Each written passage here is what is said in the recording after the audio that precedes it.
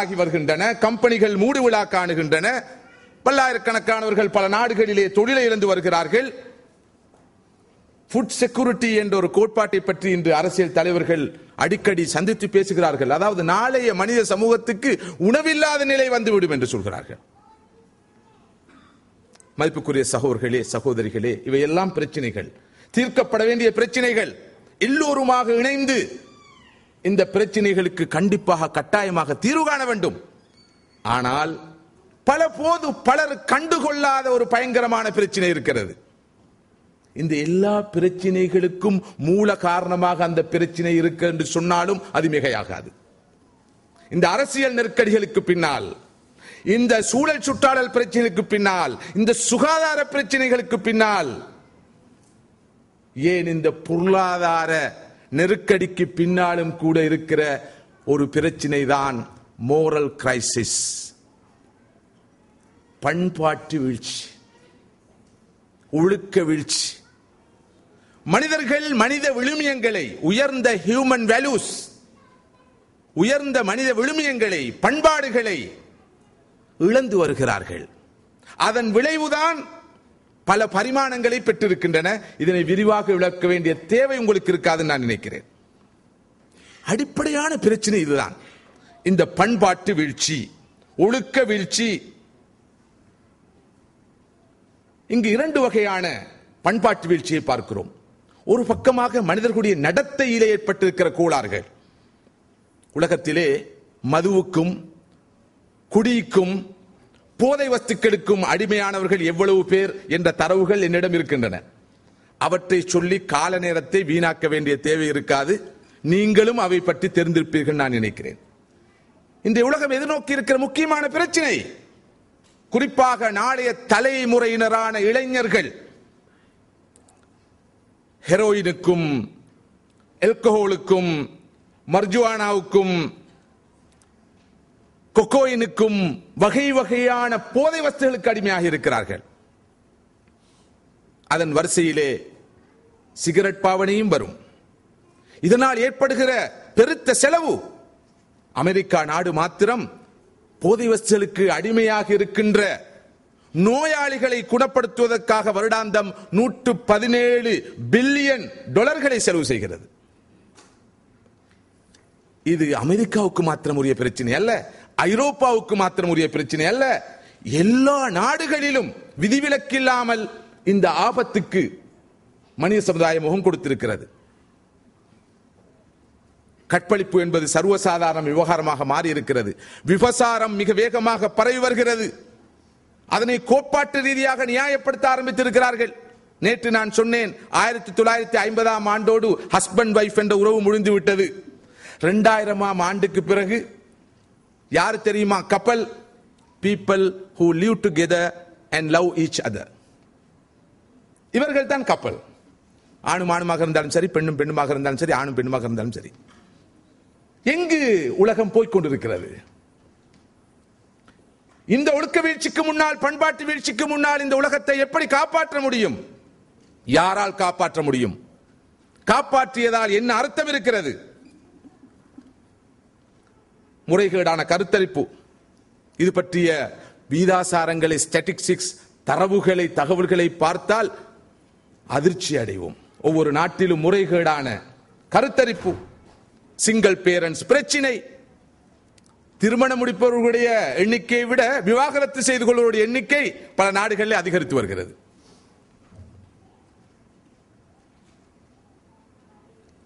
இவை ஒரு பக்கம்.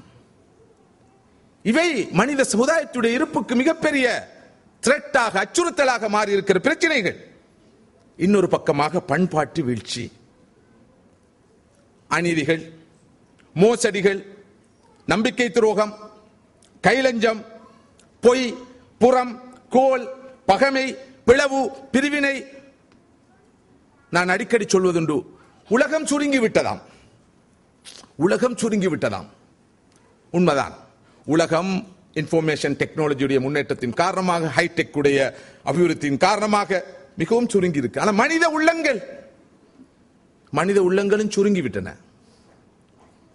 உள்ளங்களால் மனிதர்கள் தூரமாகிக் கொண்டே போகிறார்கள். உலகம் பௌதீக ரீதியாக சுருங்கினாலும் மனித உள்ளங்கள் வித்தியாசமான பெயர்களினால் தூரமாகிக் கொண்டிருக்கிற ஒரு காலத்திலே நாம் வாழ்ந்து கொண்டிருக்கிறோம். மிக பயங்கரமான பண்பாட்டு வீழ்ச்சி, ஒழுக்க வீழ்ச்சி உலகத்தை ஆட்டி படைத்துக் கொண்டிருக்கிறது. உலகத்தின் இருப்புக்கே அச்சுறுத்தலாக மாறி இருக்கிறது. அடுத்த தலைமுறை எம்மை சபிக்க இருக்கிறார்கள், லானத் செய்வார்கள். மதிப்புக்குரிய சகோதரர்களே, இந்த வகையிலே நம் அனைவருடைய கவனத்தையும் வேண்டி நிற்கின்ற முக்கியமான விவகாரமாக இது மாறி இருக்கிறது. மத வேறுபாடு இல்லாமல், கொள்கை பாகுபாடு இல்லாமல், நாடுகளை கடந்து, எல்லைகளை கடந்து முழு மனித சமுதாயமும் ஒரு பண்பாட்டு புரட்சியை இந்த உலகத்தில் ஏற்படுத்த வேண்டிய அவசியம் தேவையும் இருக்கிறது. இங்கே சுட்டிக்காட்டப்பட்டது போல மீடியாக்கள், வெகுசன தொடர்பு சாதனங்கள், ஊடகங்கள் எந்த அளவு தூரம் இந்த பண்பாட்டு வீழ்ச்சிக்கு துணை நிற்கின்றன என்று பாருங்கள். மதிப்புக்குரிய சகோதரர்களே, சகோதரிகளே, நானும் நீங்களும் ஏற்று நம்புகின்ற இந்த தீன் இருக்கிறதே, இந்த மார்க்கம் அகலாக்கை, பண்பாட்டை, ஒழுக்கத்தை வலியுறுத்துகிற மார்க்கம். இஸ்லாம் என்றால் பண்பாடு, இஸ்லாம் என்றால் ஒழுக்கம், இஸ்லாம் என்றால் நற்குணம். பல போது நாம் நினைக்கிறோம் இஸ்லாம் என்றால் இபாதத், இஸ்லாம் என்றால் வணக்கம், இஸ்லாம் என்றால் வழிபாடு. இஸ்லாம் என்றால் ஒரு பக்கம் வணக்கம் வழிபாடு என்றால் மறுபக்கம் அஹ்லாக் பண்பாடு. வணக்கமும் வழிபாடும் ஒரு பக்கம், அஹ்லாக்கும் பண்பாடும் மறுபக்கம். இன்னும் தெளிவாக சொல்வதாக இருந்தால், இஸ்லாம் சொல்கின்ற வணக்க வழிபாடுகளுடைய நோக்கமே பண்பாடுகளை வளர்ப்பதுதான். தொழுகை இஸ்லாத்தை பொறுத்தவரையில் எந்த அளவு தூரம் மிக முக்கியமான வணக்கம் என்பதை நான் சொல்லி நீங்கள் விளங்க வேண்டிய அவசியம் இல்லை. முதல் தர இபாதத். ஆனால் தொழுகையுடைய நோக்கம் என்ன? இன்ன ஸலாத்த தன்ஹா அனில் ஃபஹ்ஷாஇ வல் முன்கர். நிச்சயமாக தொழுகை வெட்கக்கேடான, மானக்கேடான, தரக்குறைவான செயல்களையும் பாவமான காரியங்களையும் தடுக்கும், தடுக்க வேண்டும். வெட்கக்கேடான, மானக்கேடான, ஒழுக்கம் கெட்ட, அநாகரிகமான, அசிங்கமான, கீழ்த்தரமான, பாவமான காரியங்களை தடுக்காத தொழுகை நோக்கம் நிறைவேறாத தொழுகை. தொழுகிறேன் தொழுகிறேன் அல்லாஹ்வுக்காக, வைக்கோல் திருடுகிறேன் மாட்டுக்காக. இந்த நிலைப்பாடு இஸ்லாமிய நிலைப்பாடு அல்ல. 2 பேர் பள்ளிவாசலுக்கு சென்று உது எடுத்து ஒழுங்காக, முறையாக, சரியாக நபி வழியில் ஒதுவெடுத்து, நபி வழியில் தொழுது முடித்து பள்ளிவாசலிருந்து வெளியே வந்து வீட்டை நோக்கி சென்று கொண்டிருக்கும் வழியிலே ஓரிடத்திலே, ஒரு களத்திலே கொஞ்சம் வைக்கோல் குவிக்கப்பட்டிருக்கிறது.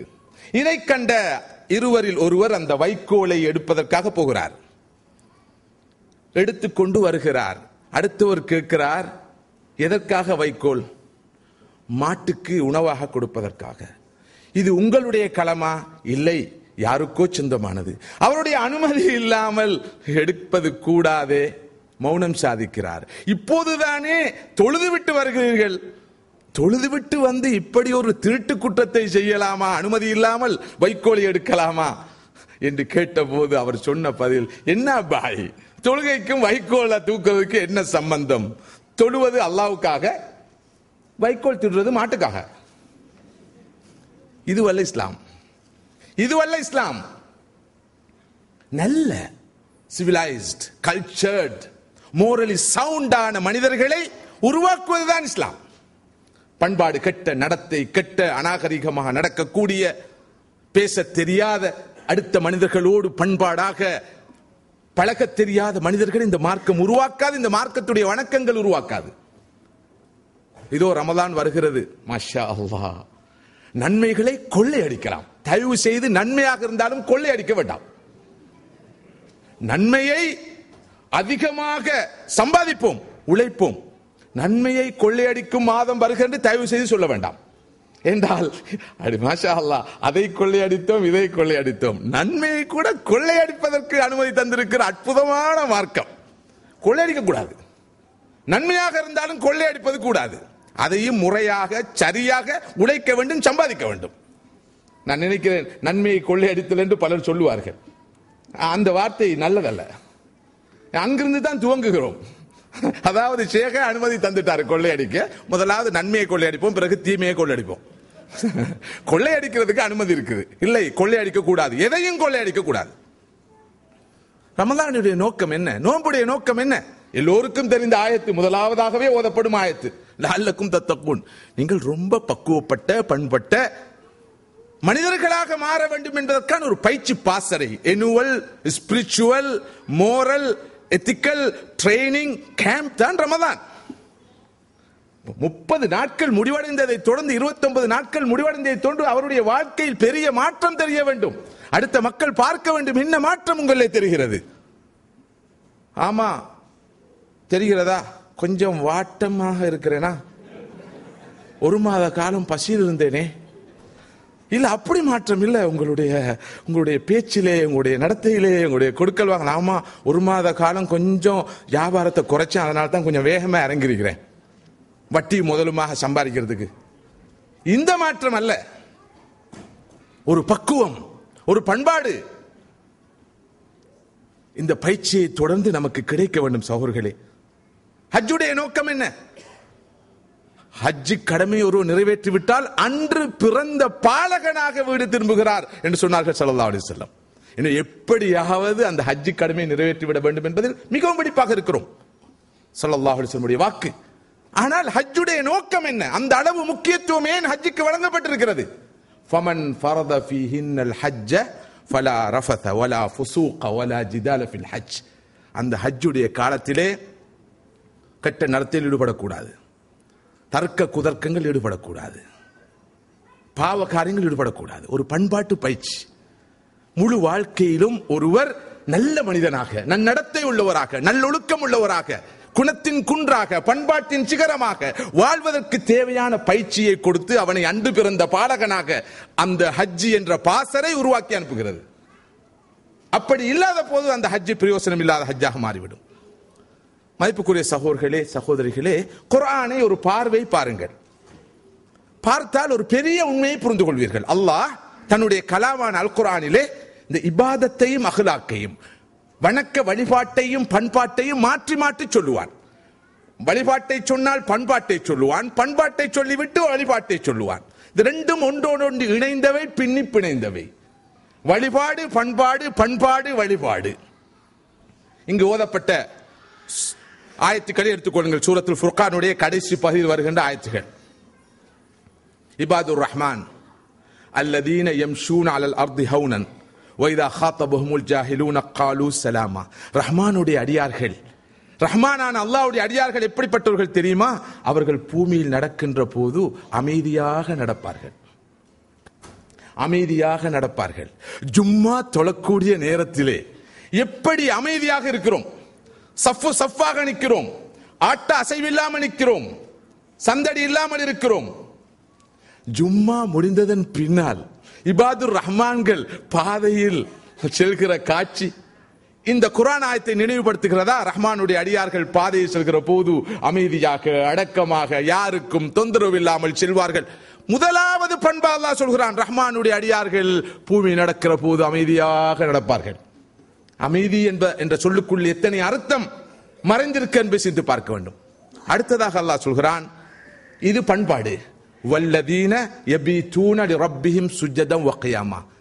இரவிலே மனிதர்கள் எல்லோரும் தூக்கத்தில் இன்பம் கண்டு கொண்டிருக்கும் போது ரஹ்மானுடைய அடியார்கள் சுஜூதில் இருந்து தனது இறைவனை வணங்கி வழிபட்டுக் கொண்டிருப்பார்கள். வழிபாடு பண்பாடு வழிபாடு. வல்லதீன யகூலூன ரப்பனா ஸ்ரிஃப் அன்னா அஸாப ஜஹன்னம். மேலும் அவர்கள் அந்த வணக்கத்திலே சொல்வார்கள், இரவு நேர கியாமுல் லைல் தஹஜ்ஜுதிலே சொல்வார்கள், இறைவா நரக நெருப்பை எங்களை விட்டு திருப்பி விடுவாயாக. இன் அஸாபஹா கான கராமா, அதனுடைய வேதனை நிலையான வேதனை என்று சொல்வார்கள். வழிபாடு பண்பாடு, மீண்டும் வழிபாடு, மீண்டும் பண்பாடு. வல்லதீன இதா அன்ஃபகு லம் யுஸ்ரிஃபு வ லம் யக்துரு வ கான பைன ذلك கவாமா. அவர்கள் செலவு செய்தால் வீண் விரயம் செய்யவும் மாட்டார்கள், கஞ்சத்தனமாக நடக்கவும் மாட்டார்கள், ஒரு நடுநிலையான போக்கை கடைபிடிப்பார்கள்.